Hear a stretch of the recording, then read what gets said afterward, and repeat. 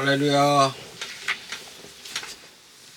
오늘 주님 태어나신 날이라 우리가 기념을 하고 있습니다. 그러나 본토스에 벗어나서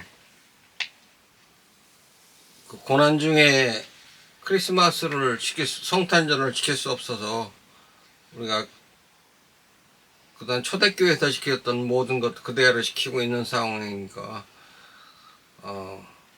날마다 우리가 그리스도를 발견하면서 기쁨으로 그에게 나아가는 귀한 하루하루가 되시길 바랍니다. 오늘은 마태복음 2장 1절부터 12절까지 말씀을 읽겠습니다.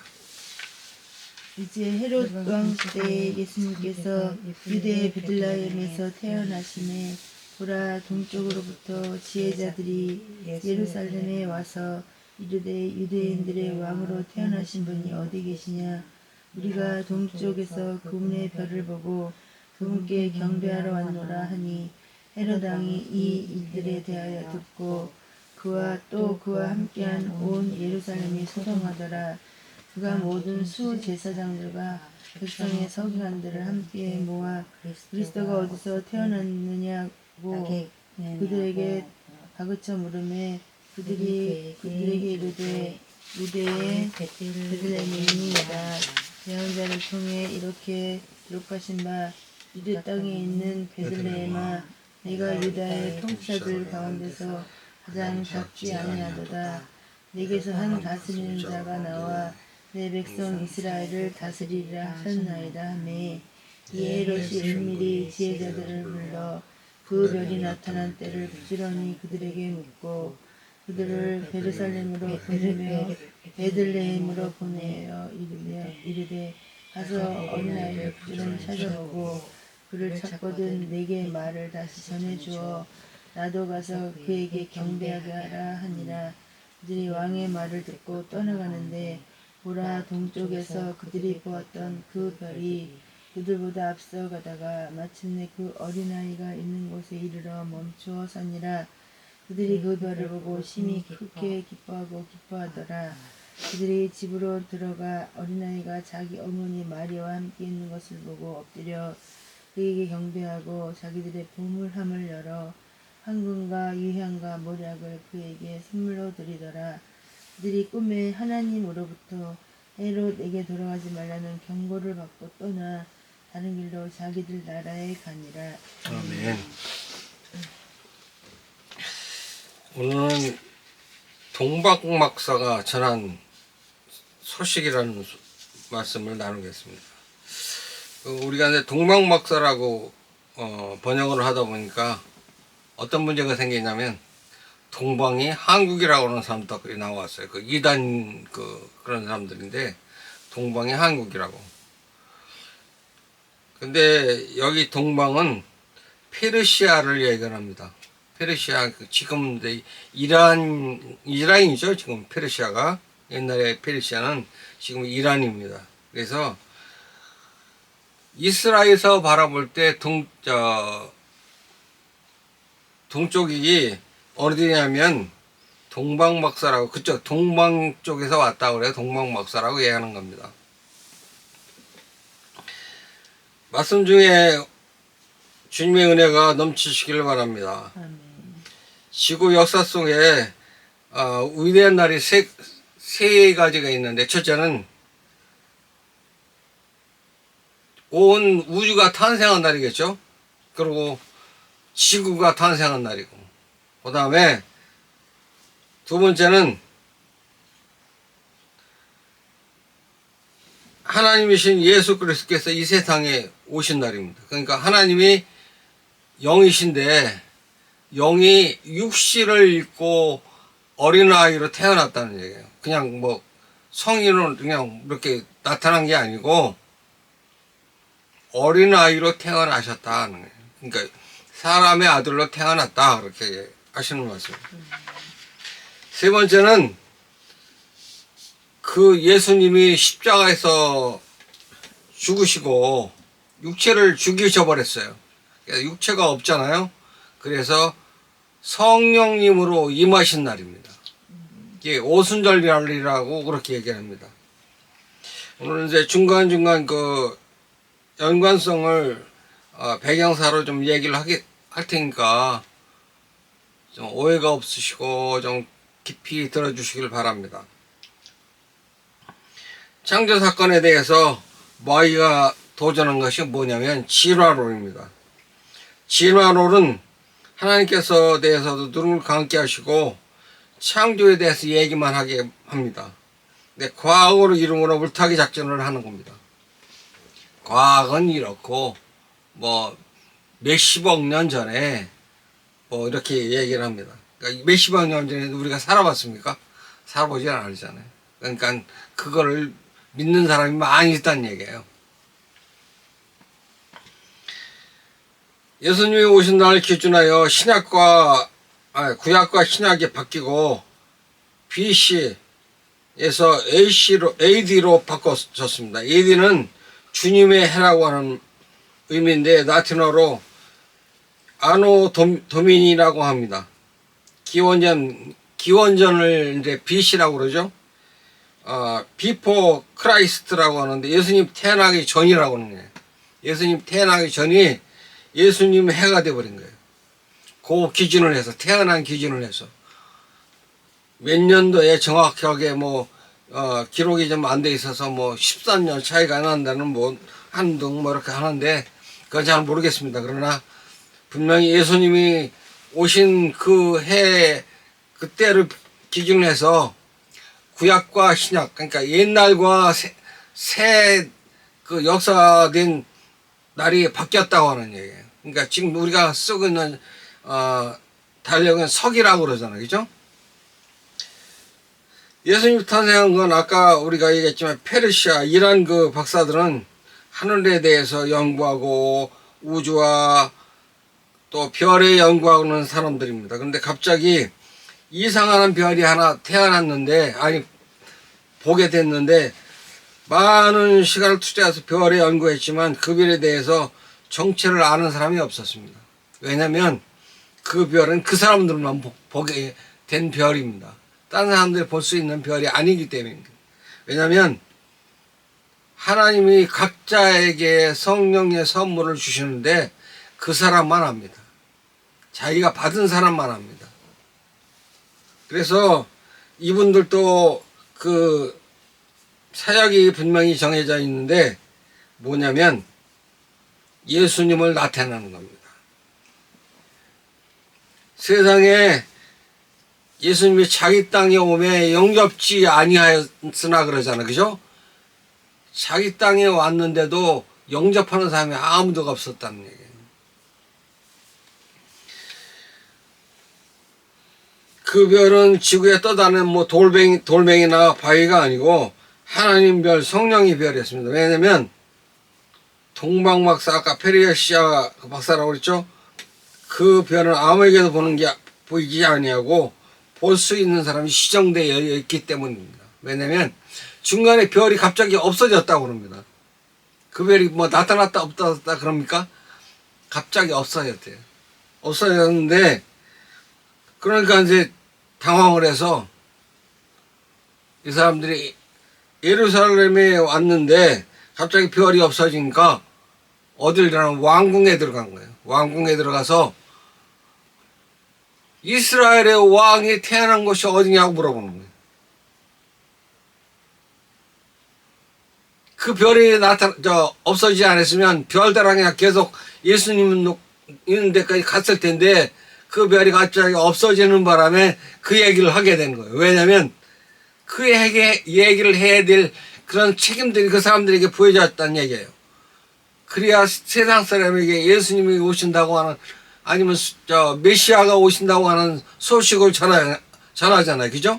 그 전할 수 있는 사람들이 지정되어졌다고 하는 얘기예요.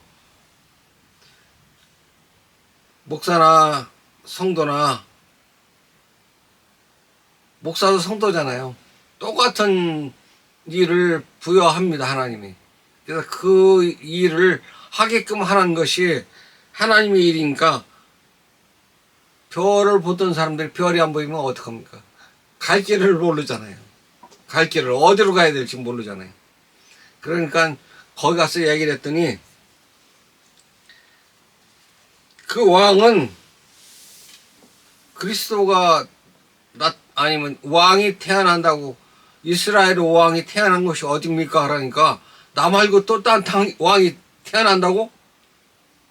그러니까 어떻게 하냐면 아까 여기 성경 읽었지만 겉으로 살살 달래서 어디에 있는지 알아서 죽이려고 가서 어린아이를 찾으면 내게도 알려줘라. 내가 가서 경배하겠다. 그거 아니야, 그죠? 마귀는 그거 아닙니까? 겉에서는 거짓말하고 가서 그 일을 벌리는 것들이 그 마귀 아닙니까? 고대 여행가 마르코 폴로라고 하는 사람이 1275년에 동방박사의 나라에 방문을 했답니다. 그 페르시아 샤바시에 있는데 동방박사의 무덤들이 있는 곳이라고 합니다. 그게 우리나라 성경이 동방이라고 번역을 해서 아까도 얘기했지만 한국이 동방이라고 하는 그 이단 나타났었어요. 그 사람들은 한국이 동방이라고 하는 사람들은 무식한 사람들입니다. 솔직히 성경 모르니까 이런 소리를 했겠죠. 마귀는 예수님 태어나는 걸 원치 않습니다. 그래서 죽이려고 별짓을 다 합니다. 그러니까 헤롯을 통해서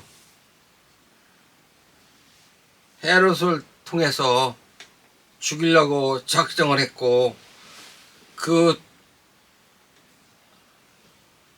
페르시아 박사들이 경배하고 나서 딴 길로 가버리니까 화가 나서 그 베들레헴 지역의 2살 아래 남자아이들을 다 죽여버렸다고 그러잖아요. 그죠? 성경에 분명히 읽었죠, 우리가.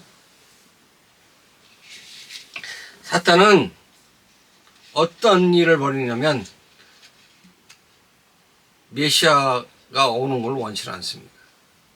그래서 방해하기 위해서 별짓을 다 했는데 우리가 분명히 알아야 될 것은 뭐냐면 성탄절에 제일 먼저 발견해야 될 것이 있는데 뭐냐면 사람들이 동방박사 목동 이런 얘기를 하니까 거기만 신경 쓰인 거예요. 왜 도대체 그 일을 하느냐. 예수님을 드러내야 되는데 예수님을 안 드러내는 거예요. 예수님이 태어나신 것을 전해야 될 사람들이 전하지를 않는 거예요.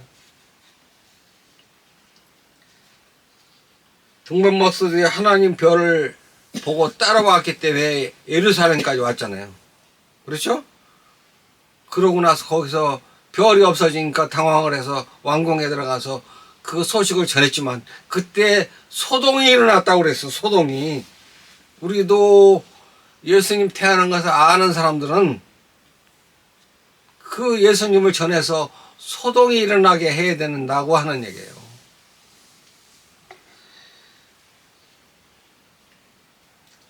마르코 폴로가 동방박사에 방문했을 때 비문에 뭐라고 써 있냐면 예수님을 만난 기록과 그 후의 기록들이 다 거기 써 있다는 거예요. 지금도 그곳에 있는데 지금은 좀 많이 이슬람화되어 있어가지고 거기 가기가 좀 무척 힘들대요. 거기가 어디냐면 이란 북부에 있는 호수 도시 우르미에라고는 그 지역인데 터키, 아르메니아, 아르제르바르잔 국경이 가까운 이렇게 세 국경이 있는 지역에 이렇게 그 사이에 있던 거예요. 그래서 그곳을 가려면 여러 나라를 거쳐야 되니까 좀 가기가 힘들다고 하는 얘기도 하는 사람들이 있어요. 또 동방박사들이 가져온 게 뭐냐면 황금과 유황과 모략이었는데 왕을 상징하는 것. 또 유향은 기도를 통해서 기름 부으심을 상징하는 겁니다. 모략은 치유, 죽음의, 그러니까 죽으면 자들에게 시체에다가 방부제 역할을 하는 그걸 사용하는 게 모략이라고 합니다. 그분들이 그 먼 데서 사막을 거쳐서 예루살렘까지 오는 시간이 얼마나 많이 걸렸겠어요. 그러니까 낙타를 타고, 낙타가 그렇게 빠른 그 걸음 걷는 짐승이 아니잖아요. 그러니까 뚜벅뚜벅 걸어서 아마 1년 걸렸는지 2년 걸렸는지도 모르지만 오랜 시간 걸려서 왔다고 하는 얘기예요. 그게 올 때 뭐냐면 별을 따라서 왔다. 그렇게 얘기해요. 아까도 얘기했지만 마지막 순간 별을 놓쳤을 때 헤롯 왕에게 복음을 전했다는 얘기예요. 복음을 전했는데 들을 귀 있는 자는 들으라고 하는 그 성경 말씀이 있잖아요. 듣긴 들었는데 그거를 그냥 이해하는 쪽으로 듣는 사람이 있고 복음으로 받은 사람이 있다는 얘기예요.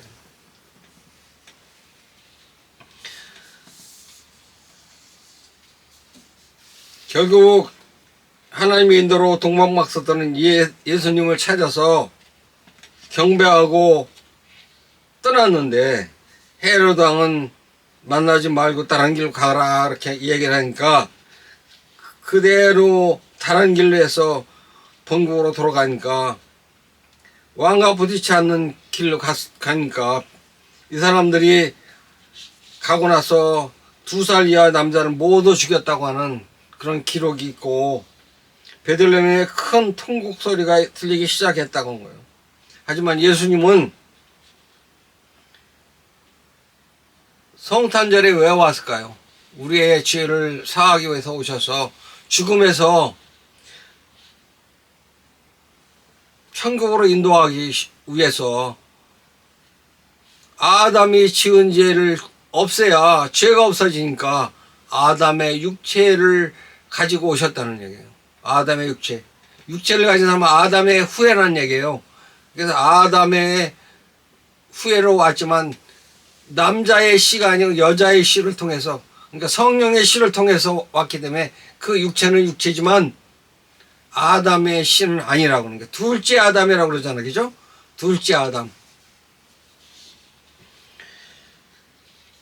성탄절만 되면 우리가 자주 친숙하게 생각하는 그림이 있잖아요. 어떤 그림일까요? 아기 예수님이 말고 위에서 누워 계시고 주변에 말과 비롯한 양과 몇 마리 가족들이 마리아와 요셉과 함께 있는 그림입니다. 많이 봤죠? 많이 봤어요. 그리고 목자들이 화려한 옷을 입은 그 동방박사 세 사람에 둘러져 있고, 배경에는 또 밖에 배경에는 눈이 쫙 내려져서 화이트 크리스마스 이렇게 하잖아요. 그죠? 이거는 그 이스라엘의 배경이 아닙니다. 솔직히 얘기해서. 유럽 배경이 유럽 배경, 유럽의 뭐 마국간 그러지만요. 이스라엘은 구유라고 하는 여기 구유라고 되어 있지만, 구유는 우리나라 아마 예안간 생각으로 하면 뭐 나무를 막 파서, 큰 통나무를 파서 막 파놓은 그런 구유를 생각을 하는, 떠올리는 게 그래. 뭐냐면 우리가 본 게 그것뿐이 없으니까. 근데 거기에 뭐냐면 이스라엘은 소를 안 키운답니다. 말도 안 키운답니다. 대개 키우는 게 뭐냐면 양과 염소를 키운답니다. 그러니까 우리라고 그러면 마국간, 우리나라 마국간 같이 생각은 안 되고 커다란 그냥 밭가운 밭이 있는데 거기다가 그냥 딴 짐승들이 악한 짐승들이라고 그러죠. 막 늑대나 막 이런 데 와서 잡아먹지 못할 정도, 들어오지 못하게 그냥 둘레만 딱 쳐놓은 거예요. 그리고 이제 건초더미 창고가 있다는 거예요. 그럼 예수님이 태어난 데가 어딜까요? 거의 아마 건초더미 쌓아놓은 창고일 가능성이 많다고 하는 얘기예요. 말이나 소를 키우는 게 아니고 거기는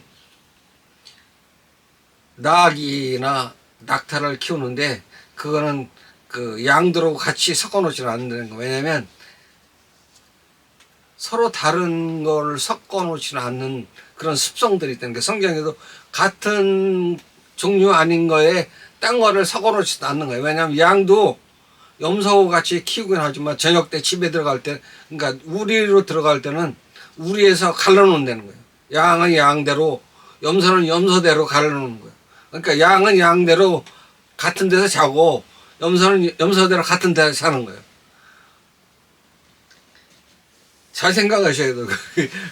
이거 제가 억지로 한 게 아니라 일주일 동안 계속 인터넷 찾아보고 구글 검색해보고 그 이스라엘 상황을 한번 보려고 그랬더니 여기는 노천우리라고 하는 거예요.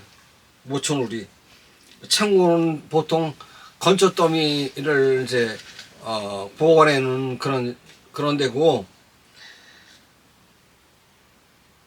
구글을 검색해 봤더니 이스라엘 겨울은 눈이 오지 않는데, 눈이 오지 않고 더운 계절은 5월 25일경부터 10월 8일까지 8일경까지 보통 28도에서 뭐 35도 그 사이에 올라갔다 내렸다 하고요. 평균 기온은 29도랍니다. 평균 기온은 29도고, 또 신선한 그 겨울은 한 석 달 정도 되는데 그때는 15도 정도 되고, 아주 많이 내려갈 때 이제 5도 정도 내려간대요. 평균 기온이 12도 정도 된다고 합니다. 건기가 있고 이른 비와 늦은 비라고 우리 성경에 많이 읽다 보면 그런 게 나오잖아요. 그런데 그게 뭐냐면 겨울에 11월, 12월 달쯤 되면 비가 내리기 시작한답니다. 비가 내리는, 우리나라하고 반대가 돼서 그쪽은 그때부터 우기가 시작되고 비가 온답니다. 그래서 여름에 무진장 그 비가 와서 건조했던 그 거기에 씨를 뿌릴 수 있도록 이른미리를 내려주시는 거예요. 뭐 더 초막절, 우리가 이제 초막절을 얘기하는데 초막절에는 비가 안 오는 거예요. 비가 안 오는데 목자들 얘기가 초막절과 관계가 있습니다. 초막절이 왜 관계가 있냐면 그때 누가복음 2장 7절 8절에 보니까 그녀가 자기의 마다를 쌓아 포대기, 그러니까 강보라고 이제 번역이 돼 있죠. 강보에 쌓아 구유에 뉘었으니 이는 여호와 안에 그들이 방이 없었기 때문이더라. 바로 그 지역에서라는 걸 잘 생각을 하셔요. 목자들이 들에 거하면서 밤에 자기 양떼를 지키더라. 그래. 전번에 그 얘기를 했죠. 목자들이 어떤 목자들이냐, 뇌갑자손이라고 얘기했죠. 뇌갑자손인 거하는 지역이라는 거예요. 그 베들레헴 지역이. 초막절이 왜 자꾸 초막절을 얘기하냐면 초막절이 예수님이 태어난 그때니까. 초막절이. 그 다음에 초막절이 뭐냐면 모세가 두 번째 돌파를 받은 날이에요. 구약에는. 그리고 또 세 번째는 뭐냐면 예수님이 육체로 돌아가시고 십자가에서 들고 가시고 40일 동안 세상에 계시다가 영으로 천국에 가신 날이 그 다음에 오순절 날 성령이 임하셨잖아요. 예수님이 육체로 오신 게 아니라 성령으로 임하셨다는 얘기예요. 그렇죠? 그러니까 연관이 되죠. 또 부활절은 노아가 방주에서 세상을 향하여 방주 옆에 달린 문을 열었다고 하는 얘기예요. 그날 문을 열었다고 하는데 그날 예수님은 어떻게 됐어요? 십자가에서 옆구리를 찔려서 뭐 했어요? 피와 물을 다 쏟았다고 그랬잖아요. 그러면서 새로운 세상이 열려진 거예요. 성경은 다 연관이 있는데 이건 뭐 배경사 이거 하루 인쟁을 해도 다 설명하지 못하지만 예수님이 죽음의 위기에 있을 때 예수님을 경배하던 최초 사람들이 등장합니다. 그 아까 얘기한 동방 박사들이라고 하는 그 페르시아 박사들입니다. 아까도 얘기했지만 페르시아 북부에 있는 도시, 호수 도시 우레미아에 있는 별을 연구하던 박사들이 예루살렘에 메시아가 탄생하는 사실을 알리게 됐다는 얘기예요. 천사들이 누구한테 예수님이 태어난 것을 알려줬어요? 네갑자손 목자들에게 알렸잖아요. 그와 같이 연관을 좀 지어보면 성경 이해하기가 좀 좋습니다. 메시아가 탄생할 거라는 걸 알고 있는 성직자나 또 성경을 연구하는 그런 사람들이 있었는데 그 사람들이 조용했습니다. 예수님 오셨다고 했는데도 지금 난리가 났는데도 그 사람들이 움직일 생각을 안 하는 거예요. 그 사람들이 먼저 와서 경배해야 될 거 아니에요. 경배하지 않았다고 하는 거예요. 자기 땅에 오매 영접지 아니하였으나 하는 말씀을 하잖아요. 그죠? 영접지 않았다고 하는 얘기예요. 우리는 예수 그리스도를 영접했잖아요. 영접해서 구원받은 사람이잖아요. 각자에게 주신 선물이 있습니다. 예수님을 믿으면 성령님께서 선물을 주셨는데 그게 뭐냐면 믿음의 선물입니다. 예수님을 믿을 수 있다고 하는 게 그 믿음이 얼마나 좋은 겁니까? 그렇죠? 그렇지 않으면 우리도 믿음이 없어서 믿음이 없는 사람은 지금 아직도 구원파 저번에 얘기했죠. 저번 주에 우리 금용목사. 그 사람들은 지금 구원파는 그 영적인 일을 몰라요. 육신적인 일만 하는 거예요. 눈에 보이는 문자만 지금 알고 하는 거예요. 그래서 페르시아 박사가 받았던 것처럼 와서 왕이 태어난 곳이 어디냐고 물어보는 거예요.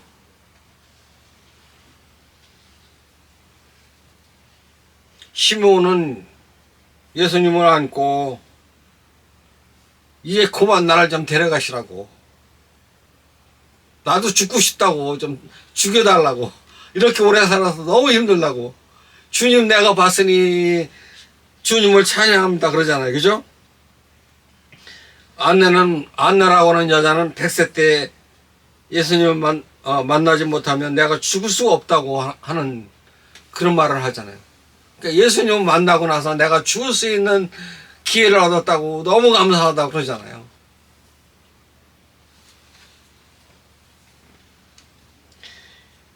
예수님이 어린아이로 태어나서 일생 동안 천국을 알리고 천국을 알렸다는 얘기예요. 천국이 있다는 걸 알렸다는 얘기예요. 예수님이 오셔서. 그전 사람들 천국이 있다는 걸 알렸어요? 하나님만 믿으라고 그러지 천국이 있다는 걸 알렸어요? 모르잖아요. 영적인 세계를.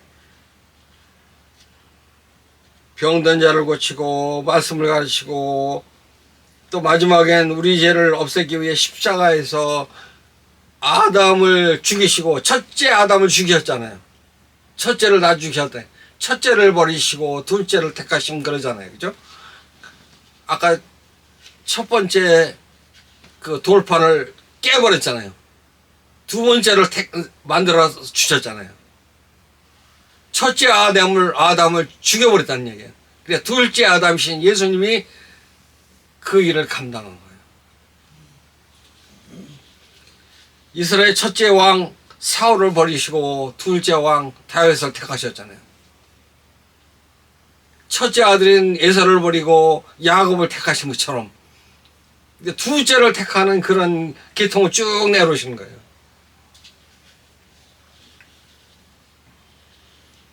창조물이던 아담의 죄를 없애고 그 죄를 없애기 위해서는 그 육체를 없애야 되는 거예요. 죽여버려야 되는 거예요. 그래야 죄가 없어지는 거예요. 그렇지 않으면 영원히 그 죄는 그쪽으로 흘러가니까 아직도 구원받지 못한 사람 아담의 죄를 그대로 지금 탑승하고 있는 거예요. 성령님께서 각자에게 내려주셨지만 가장 귀한 선물이 뭐냐면 믿음의 선물이야. 믿어질 수 있다는 게 얼마나 감사한 거예요. 우리 예배소서 읽어보겠습니다. 2장 12절부터 10절까지. 그때 너희는 그리스도 밖에 있었고 이스라엘 연방 국가 밖에 있던 외인들이며 약속의 언약들에서 분리된 낯선 자여 세상에서 소망도 없고 하나님 밖에 있던 자들이었으나 한때 멀리 떨어져 있던 너희가 이제는 그리스도 예수님 안에서 그리스도의 피로 가까워졌느니라. 그분은 우리의 화평이시니라. 그분께서 둘을 하나로 만드사 우리 사이의 중간 분리벽을 허무시고 원수 되게 하는 것, 즉 규례들에 수록된 명령들의 율법을 자기 육체로 없애셨으니 이것은 이 둘을 자기 안에서 하나의 새 사람으로 만듦으로써 화평을 이루려 하시며 또 십자가로 그 원수되게 하는 것을 죽이사 친히 십자가로 이들을 한 몸으로 하나님과 화해하게 하려 하심이라. 또 그분께서 오셔서 멀리 떨어져 있던 너희에게와 가까이 있던 그들에게 화평을 선포하셨느니라. 아멘. 여기 육체를 없애셨으니 그러잖아요. 그죠? 육체를 없애셨으니. 육체가 가장 중요한 겁니다. 육체를 없애야 천국 가는 겁니다. 육체로 영생하는 건 그것입니다. 어제 지금 우리나라 육체 영생한다고 거기에 100만 명이나 빠졌다니. 120만 명이라는 사람도 있어요. 어떻게 하나같이 이단들은 육체 영생한다고 그렇게 하는 게 똑같은지 몰라요. 육체 영생하는 건 거짓말입니다. 육체가 죽어야 천국 가는 겁니다. 육체가 죽여야 천국 가는 겁니다. 아까 어떤 교회 가기 위해서 어떤 분이 거기 데려다주고 차를 탔는데 자기 할아버지 아버지가 나이가 많은데 왜 안 죽느냐고 손자가 그랬다는 거예요. 왜 나이 많고 그렇게 나이 막 90살 먹고 80살 먹고 70살 먹고 그렇게 왜 안 죽냐고. 빨리 죽으라고. 그 사람들 죽고 싶어서 죽어요. 안 죽어지니까 안 죽는 거 아니에요.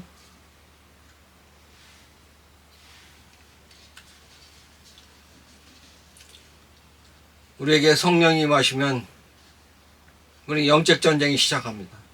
왜냐하면 교회 나가기 못하게 하는 겁니다. 예배당 나가기 못하게 합니다. 왜냐하면 사탄이 울기 시작합니다. 그때부터 우는 사자처럼 다니면서 못 가게 그냥 발을 걸고 별일 다 만듭니다. 이 사람 통해서 못 가게 하고 저 사람 통해서 못 하게 하고.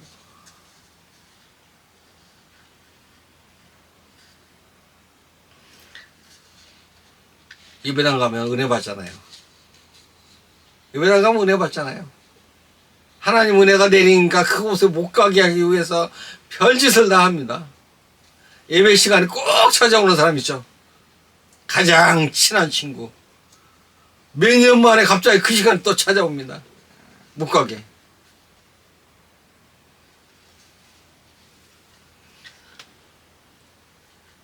동방 박사, 페르시아 박사들은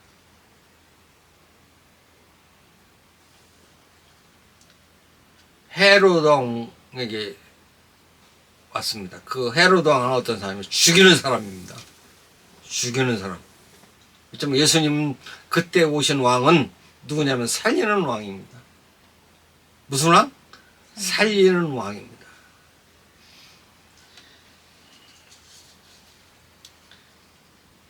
그분은 지혜가 많으신 분입니다. 우리가 참 아무리 해도 해결 안 되는 그것을 주님께 맡기면 해결이 됩니다. 70 살았는데 참 50대 고생 많이 했잖아요. 그냥 50대, 40대, 50대 고생 무지하게 많이 했어요. 뭐 부도도 나고 막 죽을 위기까지 왔었어요.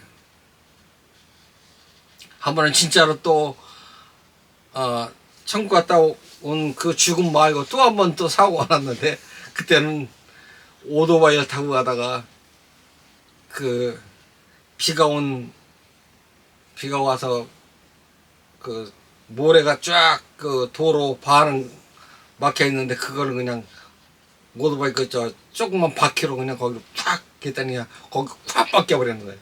근데 내가 어떻게 됐을까요?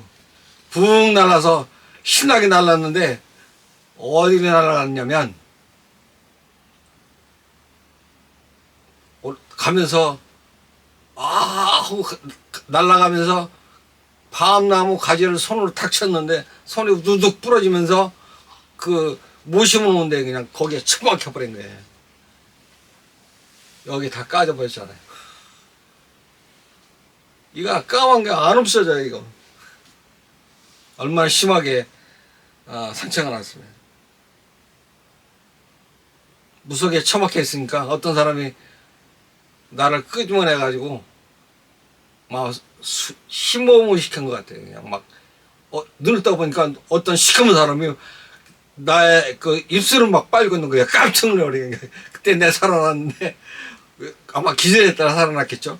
왜냐면 그 물속에 처박혀 있으니까. 그러고 지났는데 보니까 한참 후의 일이지만 지금도 그 생각이 언뜻 납니다. 가끔가다. 하나님이 왜 그때 거기서 또 안 죽였을까? 어디서 죽였으면 내가 목사 안 됐을 텐데.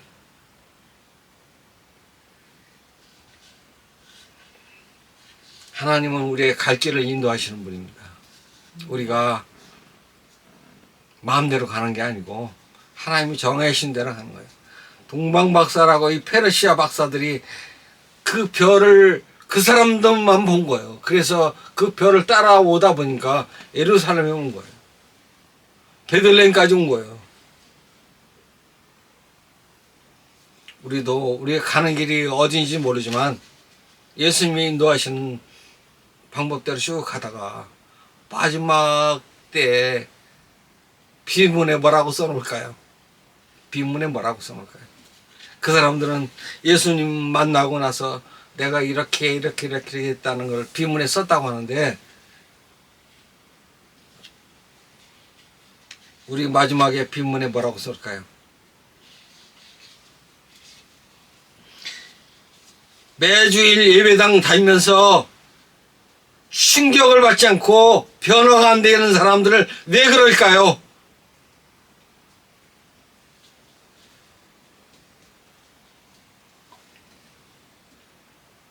내 삶의 목표가 뭘까요? 왜 예수 그리스도를 고백하라고 하는데, 오늘 또 좀 약간 다른 교회 갔지만 그 교회 목사님은 기도하는데 예수님 이름으로 기도합니다 그래. 참 답답했습니다. 왜냐면 왜 그리스도라고 하는 걸 인정을 못하니까 하는 답답해요. 말을 못하고 왔지만 가장 답답했던, 갑자기 그 숨이 펑 막히는 그런 느낌을 받았습니다. 우리가 마지막 주님 앞에 부름 받아서 갈 때 우리가 후회하지 않는 거 하나는 뭐냐면, 내가 예수 그리스도를 찬양합니다 하는 거예요. 가면서 그렇게 찬양하면서 갈 수 있도록 우리 다 예수님 오심을 기뻐하며 또 그것을 전하고 살십시다. 기도하겠습니다. 하나님 아버지, 주의 이름을 찬양합니다. 우리에게 예수 그리스도 탄생하심을 전하라고 하지만 우리는 우리의 살기 바빠서 아니면 그 생각도 못하고 살아왔습니다. 그러나 주님, 동방박사들을 통하여 예루살렘에 소동이 일어났던 것처럼 우리도 가는 곳마다 소동이 일어날 수 있는 능력을 허락하여 주옵소서. 감사하고 우리 주 예수 그리스도 이름으로 기도합나이다. 아멘.